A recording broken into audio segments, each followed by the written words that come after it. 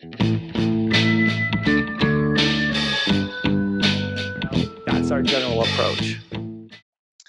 I'd say another really common refinement anti-pattern I see is the way that people decompose the work. So we bring a story into refinement. We know it is too big to fit in a sprint. And so we say, how about we take this story and we divide it into our components? Maybe, for example, we do a database story, an ETL story, and a UI story, or an API story and a UI story. We have now just taken something, hopefully, that was going to provide some business value and decomposed it into something where we need all three of those I wouldn't even call them stories anymore, they're PBIs. And we need all three of those before we have anything of value. And instead, I want the team looking at that and trying to decompose it into three smaller stories that are vertical slices that include the different components of the system and provide me value. Even if that initial story you do is like it's the shell of a screen with one drop down button that gets one piece of data out of a pre populated field in the database. I don't care. I want this thing wiggling and working. Right, right. And I think that often stems from when the team first encounters it, they see what the product owner brought in, which is often sometimes a feature. And when I mean feature, I mean a technical implementation of some kind that's doing something valuable for someone out in the world, but we have no idea what that is. I'm working with a team right now that has had decades of, hey, we want this feature. Well, their tool, the thing that they're working on, has basically four primary functions. Within that primary function, there's lots of variations. It's a report generation and analysis tool. So it produces these 4 or 5 basic reports, and every time you produce one of these reports, you can set a dozen different variables for various things. So there's lots of different variations of the report, but it's one report. And all the features they've been building over the years just make that report better, but it's the same report. So they come in and talk about the features, and they say, well, how do you break this down? Well, we can't break the feature down hardly all. The feature is the feature. But you could break it down by the different ways people run the reports and say, okay, the feature now works for this variation of the report. Now the feature works for this variation report. But they never push back. They keep saying, oh, we just have to build the new feature.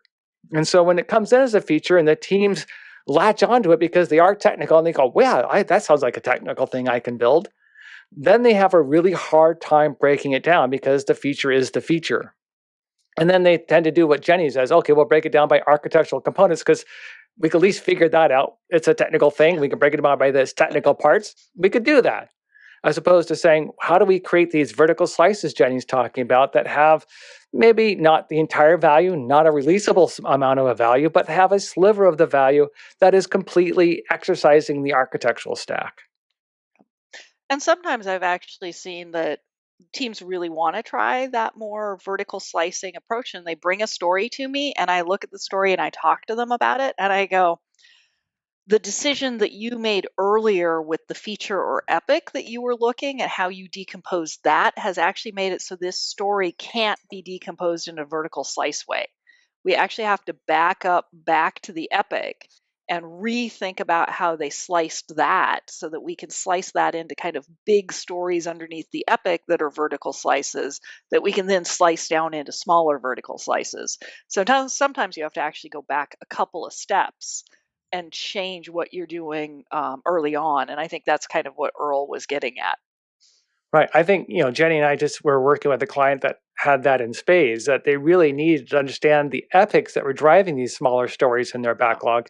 And they didn't understand it. In fact, they couldn't even articulate to us what they were. And if you can't articulate off the top of your head what are the major epics that's driving this thing, you're not going to have a very good sense of, running the project overall, but certainly not refinement, because refinement's going to be muddled. Because what happens on a lot of those major epics is that you've already made decisions that are going to impact these smaller stories, especially in the area of your quality attributes kind of thing, like overall speed or performance or reliability or maintainability. Those live typically on the epics and they inform all the stories underneath them. They set that quality dial kind of thing I'm talking about. And if you don't understand the quality dial, you certainly can't size it well, and you can't really talk articulately about, how we're going to break this thing apart. What So do you is mean it it something? needs to work in Right. 1 second for 100,000 people? I thought it needed to work for 10,000 people and take 2 minutes. It's the next release. Yeah. So Yeah. so is it would it be useful to use an analogy?